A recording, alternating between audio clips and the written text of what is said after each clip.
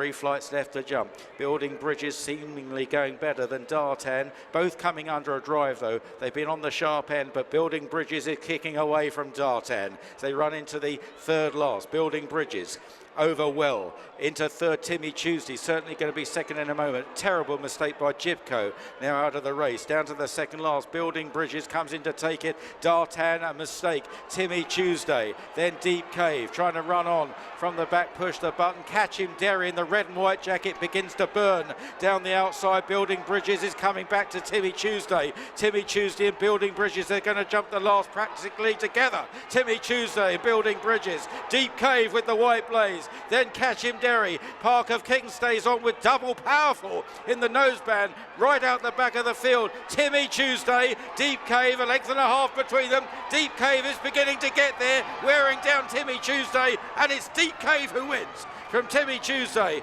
A strong late run from Double Powerful into third, and then Park of Kings in fourth. Christian Williams, one runner, one winner, in and out. That's the way to do it in Grand National Day. No, brilliant, yeah, very special to have winners of these meetings. So we didn't have anything for Cheltenham, and we've only come here with one horse this year, so for him to go and win is great. You know, owner's been patient all year, give him a little break to freshen him up and target a big meeting, and we thought it'd be nice from better ground. Probably taking us a lot of the year to figure the horse out, and he's going to be a very special horse over fences next year. He is a good horse. He always seems to turn up and run his race.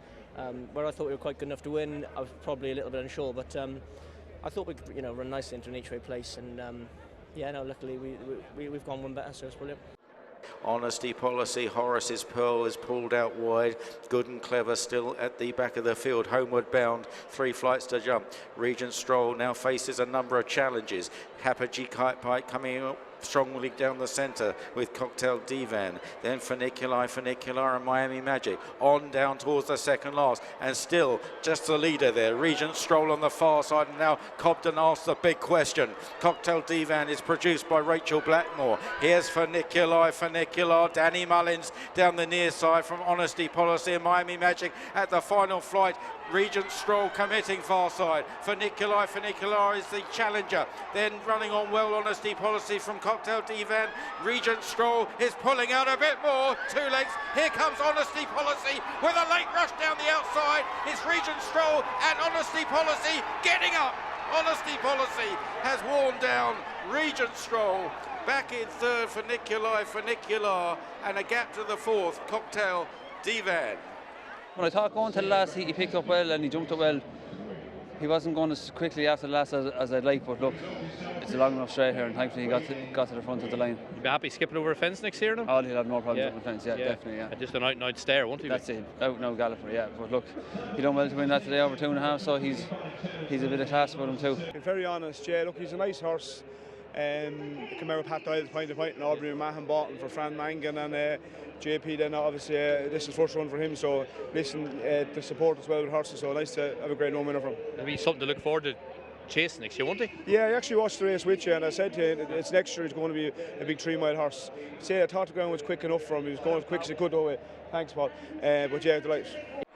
Cruise Control, last year's winner, has every chance again. Happy Go Lucky now pushed along.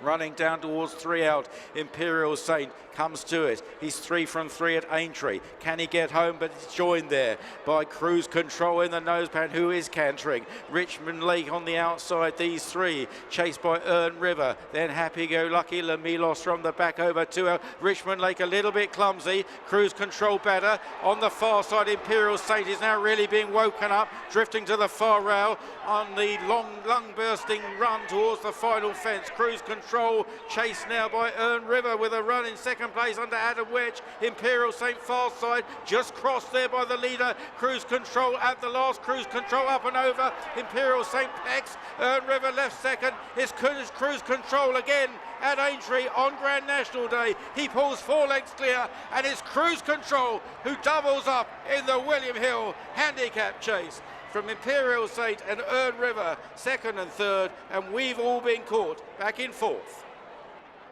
I'm delighted to be able to get him back on track, because he completely lost his way. He hasn't run a race. He ran okay in Punchestown, and actually Stan, he said to me after Punchestown, he said he's proper tired.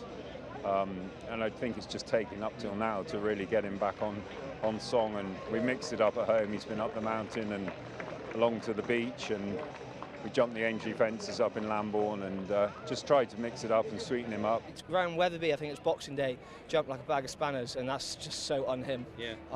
Then we found the ulcers, and he hasn't changed particularly much at home, but he's obviously made a difference out there today. Yeah, it's good to get to the bottom of him and to get him back for this important day. Yeah, exactly. As Premier Handicaps, plenty of money on offer. These are the places you want to be, and if you can win them, it's even better.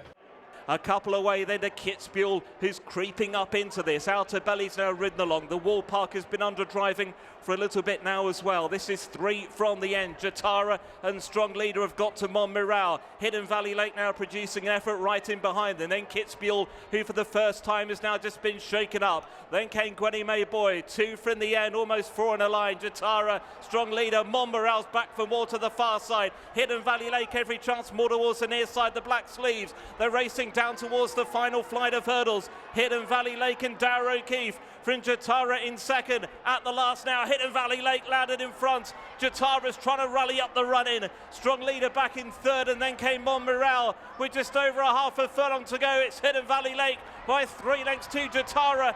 Strong Leader staying on again to press for second, but it's Hidden Valley Lake who's out clear, and Hidden Valley Lake will win the Ivy Liverpool Hurdle. Hidden Valley Lake in front, beats Strong Leader, Jatara, then the Wall Park, Kitzbühel and Montmiral, followed by Buddy One. Delighted with him, super ride from Dara, and delighted for Rob Core. You know, they're great supporters of ours in the game, and yeah, it's just really happy. He, you know, he's a lovely horse. He was only just chinned at Ascot, and a bit disappointing at Goran, but lovely to have him back. Oh, it's brilliant, you know, especially to do it here.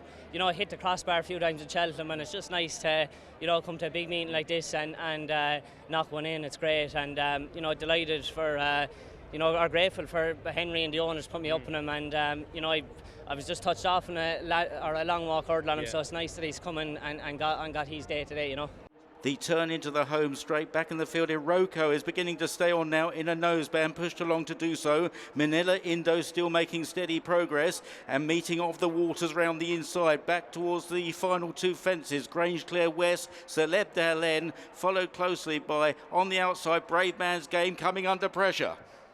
Plenty with a chance as they make the way down towards 2 out. Brave Man's Game joins in with Celeb Delan, Grange Clare West, Manila Kakuna, Nick Rockett's right there, Hewitt to the outside, Iron Maximus coming right into it. That was 2 out, and there's not much in it now between Nick Rockett and Iron Maximus, Manila Kakuna and Grange Clare West. Brave Man's Game, Iroko the next 2, then Senior Chief in Hewitt and Manila Rindo. The final fence in the National, Nick Rockett landed level with Iron Maximus. Couple of lengths away, Manila Kakuna, meeting of the waters now staying on to grab third behind those Grange Clare West and Iroko. They're on the way towards the elbow. Iron Maximus and Nick Rockett, nothing in it between them. Meeting of the waters, they're staying on back in third. Then Grange Clare West, they're up the run-in now. Nick Rockett to the far side. Last year's winner, Iron Maximus to the near side. Nick Rockett just in front. Iron Maximus trying hard. Grange Clare West staying on, but it's Nick Rockett under Patrick Mullins. He'll win the Grand National. Nick Rockett has beaten Iron Maximus.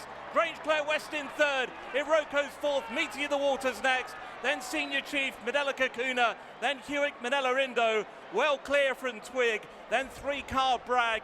Beauport still coming, Oranzo Dairy, Vanillier and Brave Man's Game, and Chantry House the last one to get round. He's done everything in sport, but a 1, 2, 3, 5 ridden by your son, you really couldn't write this. You couldn't. I mean, that was the special thing about it, was ridden by my son. You know, when he was born, he looked big and tall, and I said, if you get 1 or 2 years riding as an amateur, that's good. And then he did a bit more than that, and I said, you know, hopefully we can get a horse at some stage with enough weight in the Grand National, because he's a big guy, to give him a ride in the Grand National. I mean, we never dreamt of winning the Grand National. We just have a ride and have the pleasure of going around this wonderful course with the history and tradition that's in it. And then just watching it all come together. I've just what you dream about, and I've dreamt about it, and I've thought about it an awful lot. You know, I grew up reading books on the history of the National, and you know, the Lamb being the first grey winner, and Ed Carrara being the first dual winner, and Reynoldstown, Golden Miller, watching Red Rum and Crisp, and you know, 2 of my cousins have put their name on it as well, and obviously Paul and Rachel are good friends of mine, so to put my name beside them and on the whole history of it is mind-blowing. So the field about to turn towards home with 3 more fences left to take. Caliph du Berlay by a length over Touch Me Not in second. The grey L'Eau du Sud is poised in third. Special Cadeau moving up into it to the outside in green and yellow. And then came Brookie. 3 from the end. Touch Me Not rather banked the fence. Got it all wrong. Touch Me Not. Caliph du Berlay now going clear by about 3 lengths over L'Eau du Sud, who's up into second. After the mistake, Touch Me Not is now ridden along. The final open ditch. That's 2 out. Special Cadeau left the back legs trailing as Caliph du Berlay sets off on the run down towards the final fence. He's a couple of lengths up of L'Eau du Sud in second. His trial challenge. Brookie is up into third now and staying on quite well. The final fence for Caliph du Berlay, leading now by 3 lengths over L'Eau du Sud at the last. Caliph du Berlay, a big jump there. Brookie's now running on. He's challenging for second. It's Caliph du Berlay from Brookie as they head up towards the line. It's Caliph du Berlay under Harry Cobden to win the Maghull Novices Steeplechase. It's Caliph du Berlay to beat Brookie. L'Eau du Sud in third, then Touch Me Not and Special Cadeau. I'd have loved to run him in the Arkle because I think he'd have gone very close in the Arkle. Especially with the Arkle panned out. But anyway, he came here fresh. He's a very smart horse. I thought he'd win today. Well, that's me dreaming as much as anything, but honestly, he's a very smart horse. He's been working great. He's only 5, he's mature, and then the world's at his feet. It really is. He's a pleasure to watch the way he goes down and attacks his fences, Well, doesn't I'd like to think that's a real champion chase horse for next season. I can't believe how much he's improved this season. So, you know, he's one that we're really looking forward to next season. You know, And this is his trip. Yeah, 2.5 is not an issue either. His last run was disappointing, but I don't think he was right, and he's just put a line through that. He's fairly versatile. It is Destination Dubai at the top of the home straight that will lead them for home. Destination Dubai by a length or so to now pushed along in second, Fountains Blenheim. Green Splendor still goes very nicely indeed in those green silks. Pulled up at the back of the field, there is Angers Royal as Destination Dubai leads. Here though is Green Splendor in the hands of Patrick Mullins now in second and seemingly going very nicely indeed. Cocktail Brute back in third, then Storming George and Gaelic Pride looking to stay on his Swinging Safari, and then came Frontier Prince. They're racing inside the final furlong and a half. Destination Dubai now taken on by Green Splendor, produced on the outside, and Green Splendor has now hit the front inside the final furlong. Destination Dubai is battling away against the inside rail. They're clear from Cocktail Brute inside the final half. It's Green Splendor. What a day for the Mullins. Green Splendor's going to win the closing bumper under Patrick, who salutes the crowd. Green Splendor from in second, Destination Dubai, then Cocktail Brute, Storming George, Killwater and Swinging Safari.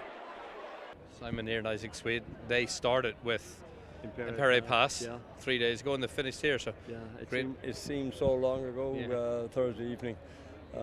Seems like a lifetime ago.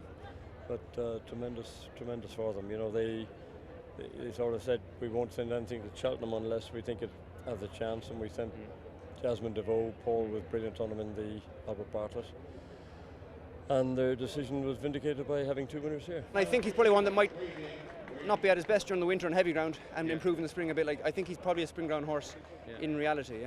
Nick Rockett won. You had to lose a bit of weight to ride this lad, and you've just finished work for the day.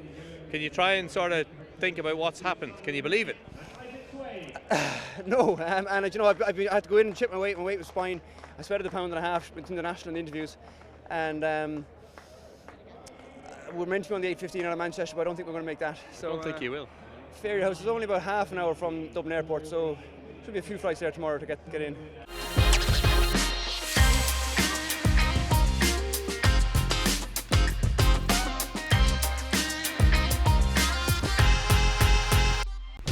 Watch live racing now on racingtv.com.